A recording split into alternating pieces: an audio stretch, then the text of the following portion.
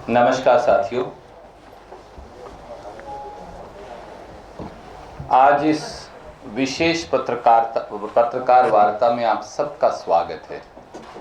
सबसे पहले तो मैं मेरे सारे पत्रकार छायाकार बंधुओं का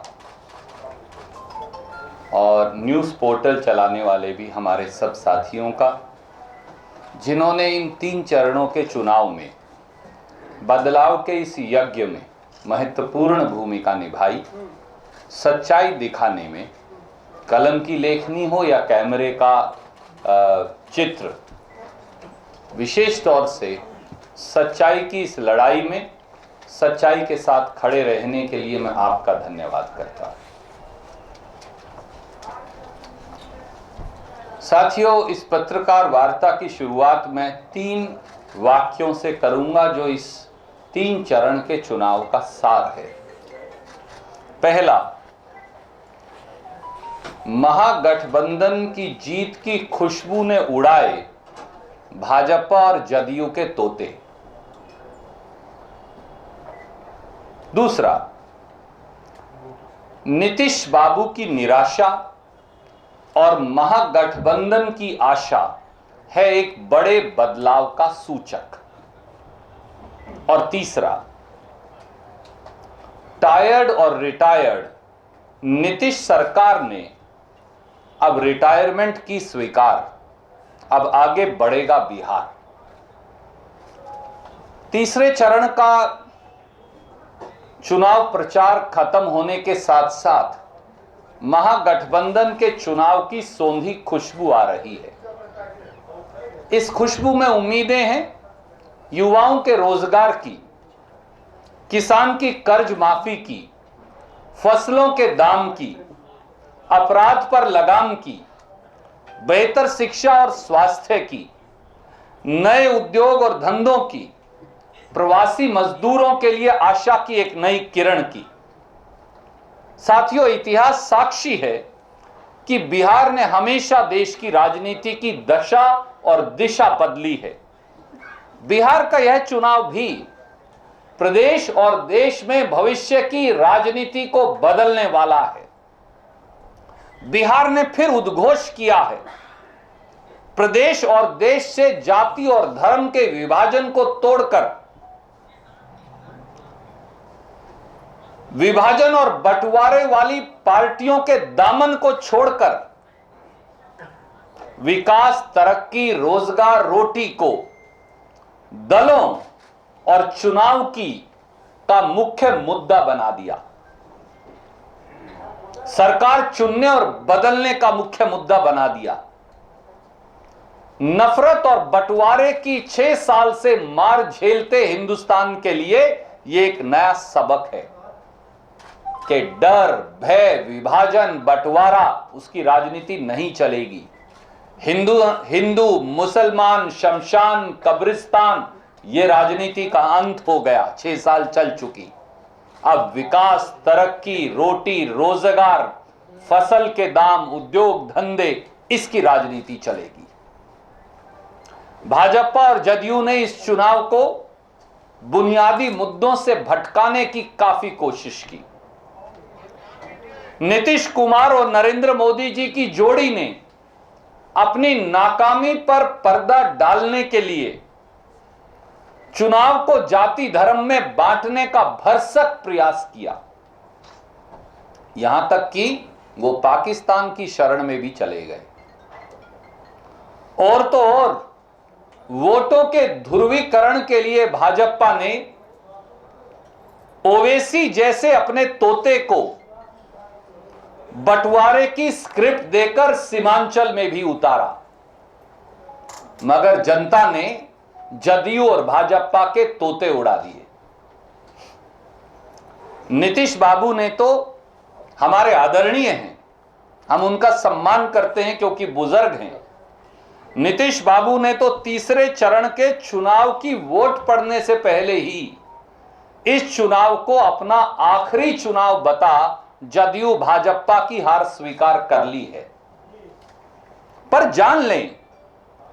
जान लें कि जदयू भाजपा का टायर्ड और रिटायर्ड नेतृत्व जिन्होंने अब रिटायरमेंट की घोषणा भी कर डाली है, वो बिहार को कभी हरा नहीं पाएंगे। बिहार कभी हारा नहीं, बिहार सदैव जीता है और बिहार महागठबंधन के साथ फिर जीतेगा। अच्छा होता आदरणीय नीतीश बाबू और सुशील मोदी जी बिहार वासियों से बिहार को बदहाली की कगार पर लाकर खड़ा करने के लिए माफी मांगकर रिटायरमेंट लेते तो और ज्यादा परिपक्वता दिखती। नीतीश और मोदी जी की जोड़ी लाख नफरत, नकारात्मकता, निराशा और बंटवारे का राग अलापते रहे, मगर बिहार ने नीतीश और भाजपा सरकार से 15 सालों में भीषणतम बेरोजगारी, किसान की दुर्दशा, स्वास्थ्य तथा अशिक्षा के अंधकार, गर्त में गई अर्थव्यवस्था और चौपट हुए उद्योग धंधे, उनका हिसाब मांगा ही।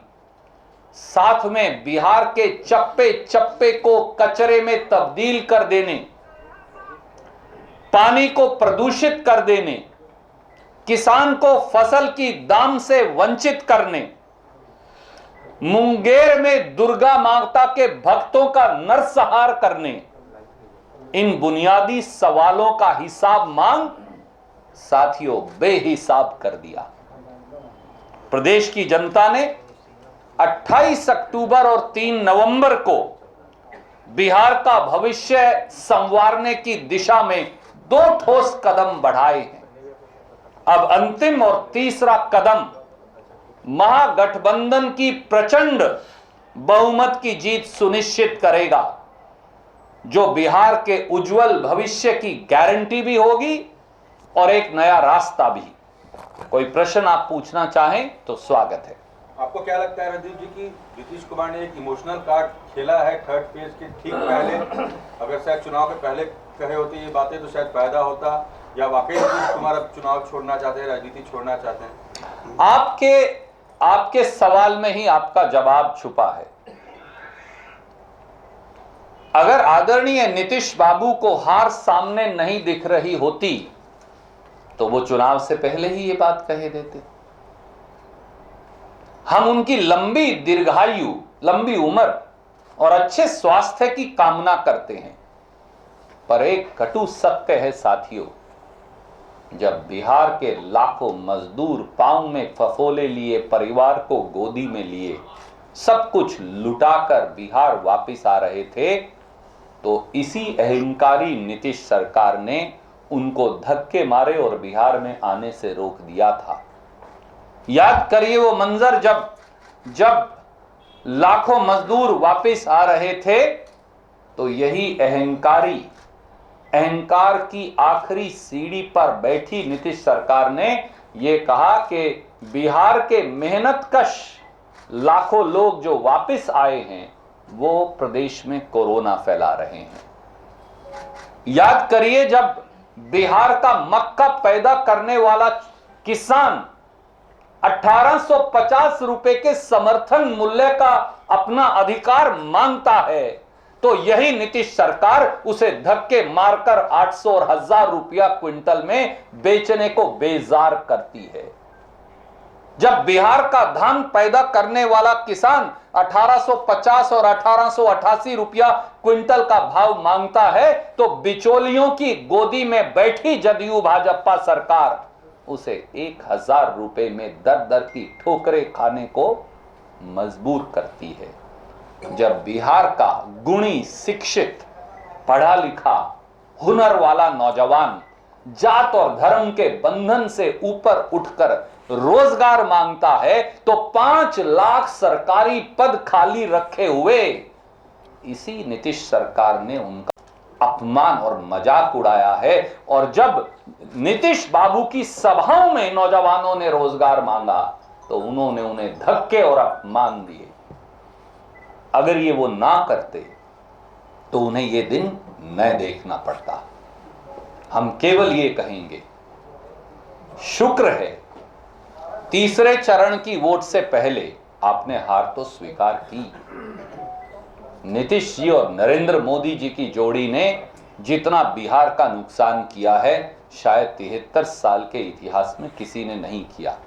पर आज पीछे देखने का दिन नहीं।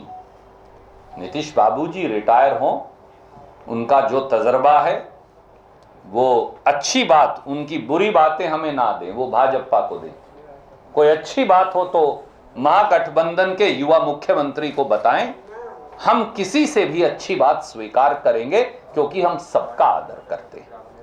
सर ये सूचना मंत्री can I first go to him, मैं इसके बाद आपके पास आ जाऊंगा। ए और एनआरसी के मुद्दे पर नीतीश कुमार और योगी जी दोनों की बातें एक दूसरे को काटती हैं, क्या कहेंगे? दो हारी हुई पार्टी एक दूसरे का वध करने में लगी हैं। दो हारी हुई पार्टी मिलकर बिहार के लोगों को भ्रम जाल में डालने में लगी हैं। दो हारी हुई पार्टी समझती हैं कि वो बिहार के लोगों का बेवकूफ बना सकती हैं। नीतीश बाबू एक सेक्शन को एक भाषा बोलते हैं और उसी जुगत के तहत, ये एक षड्यंत्र है साझा, उसी जुगत के तहत आदित्यनाथ एक सेक्शन को एक और बात कहते हैं। इसीलिए मैंने कहा बंटवारा और विभाजन, भय और नफरत, इनका भ्रमजाल और षड्यंत्र नहीं जीत पाएगा। जुगलबंदी, ये जो जुगलबंदी नीतीश बाबू और अजय सिंह बिष्ट उर्फ आदित्यनाथ की है, क्या नीतीश बाबू बिहार की जनता को इसका जवाब देंगे? अगर वो भाजपा से सहमत नहीं तो कहें कि वो आज फिर भाजपा छोड़ते हैं, और अगर वो भाजपा से सहमत हैं तो कहें कि अजय सिंह बिष्ट गलत है। दोनों बातें दोस्त सही कैसे हो सकती हैं? यह है बिहार को बेवकूफ बनाने का जदयू भाजपाई भ्रमजाल, जिसे भाजपा और जदयू कभी कामयाब नहीं होने वाली, क्योंकि बिहार ने ऐसे बड़े भ्रमजाल तोड़े हैं। ये मायावी जाल भी 10 तारीख को टूट जाएगा। कांग्रेस पार्टी की ओर से सूचना मंत्री नीरज कुमार और भवन निर्माण मंत्री अशोक चौधरी को जो कार्यकाल उनका पूरा हो गया है, तो वो राज्यपाल से अपील भी की गई है कि उनको उनके पद से बर्खास्त करें। आदरणीय साथी, अब तो जदयू और भाजपा का ही कार्यकाल पूरा हो गया तो शायद अब उसकी आवश्यकता ही नहीं रहेगी। सर, 4 पेज महाराष्ट्र में क्या 1975 I'll come to sir. Maharashtra में सर एक बार मुझे बिहार पर आ जाने दीजिए, महाराष्ट्र भी चलेंगे। वो पीछे से कोई पूछ रहा। I'll come to you sir. Sir, मैंने कहा, आपने कहा कि महागठबंधन की जीत की खुशबू आ रही है और बिहार में विभाजन, सौंधी खुशबू आ रही है। विभाजन, हिंसा और ये जो जात-पात राजनीति थी वो जो खत्म होने जा रही है। लेकिन भाजपा तो कहती है कि, और नीतीश कुमार कहते हैं वो विकास की राजनीति करते हैं और तुष्टिकरण का आरोप आप लोग पर लगाते हैं।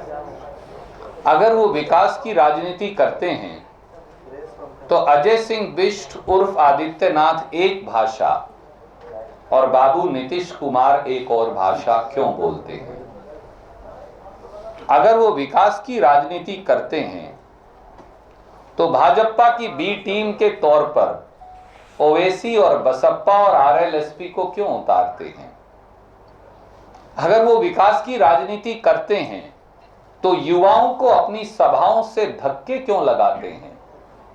अगर वो विकास की राजनीति करते हैं तो फिर वो जात और धर्म के बंटवारे की बजाय विकास और तरक्की का एजेंडा क्यों नहीं दे पाते हैं? इन बातों का जवाब भी दे दीजिए। Okay, let him. He's been raising his hand. I'll come to you, but no problem. मतदान के प्रतिशत को लेकर के जैसे एनडीए के लोग गौरवान्वित हैं, खुश हैं कि भाई महिलाओं का पोल ज्यादा हो रहा है। क्या इससे इंडिकेशन ये नहीं लगता है कि पुरुषों का पलायन हुआ, जिसके कारण पुरुषों का पोल कम हुआ, महिलाएं यथावत हैं?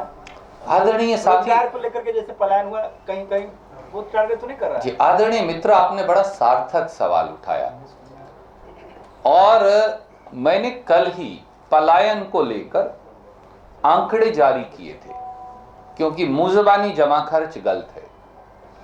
और जो एक सर्वे की रिपोर्ट आई उसने ये बताया कि बिहार देश का अकेला ऐसा प्रदेश है जहां 50% परिवारों का एक सदस्य राज्य से बाहर जाकर काम करने को मजबूर है। तेजस्वी यादव जी, कांग्रेस पार्टी और लेफ्ट पार्टीज मिलकर इसको बदलेंगे। आज भी जो हमारे मजदूर भाई वापस आए, 22 अक्टूबर का भारत सरकार का वेब पोर्टल यह दिखाता है कि 45.5 लाख मजदूरों को काम मांगने से मनरेगा का काम नहीं मिला और बाकी जिन्हें मिला उन्हें 100 में से 34 दिन का काम ही मिला। सर्वे की रिपोर्ट्स ने यह भी बताया कि मुफ्त राशन जो मिलना था, वो यहां बड़ी बड़ी शेखियां प्रधानमंत्री जी बगार गए हों और पत्र कितने भी लिख लें, पर केवल 12% को मिला, यानी 88% को मुफ्त राशन मिला नहीं है। मैं नहीं कह रहा, ये सर्वे की रिपोर्ट्स कह रही हैं। तो ऐसे में हमारी बहनें, हमारी बेटियां करें तो क्या करें? और 3.5 लाख परिवार जेलों के अंदर पड़े हैं क्योंकि माफिया राज हावी है। शराब माफिया नीतीश बाबू और सुशील मोदी जी की सरकार के संरक्षण में 20,000 करोड़ का नाजायज धंधा करता है। तो आखिर में ये सारा गुस्सा हमारी बेटियों, हमारी बहनों, हमारे बुजुर्गों, उनके जोश के अंदर उसकी अभिव्यक्ति होनी स्वाभाविक थी। आदरणीय साथी, The Prime Minister has written a 4-page letter to voters of Bihar, saying double engine की सरकार बनेगी।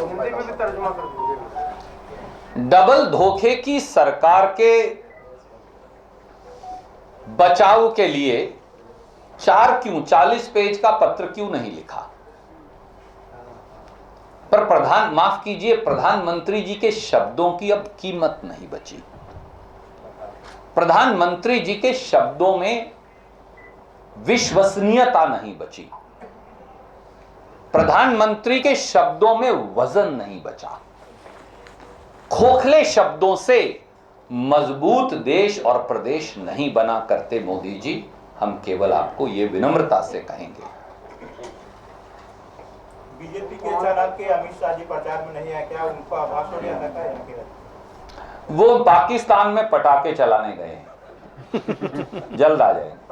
धन्यवाद।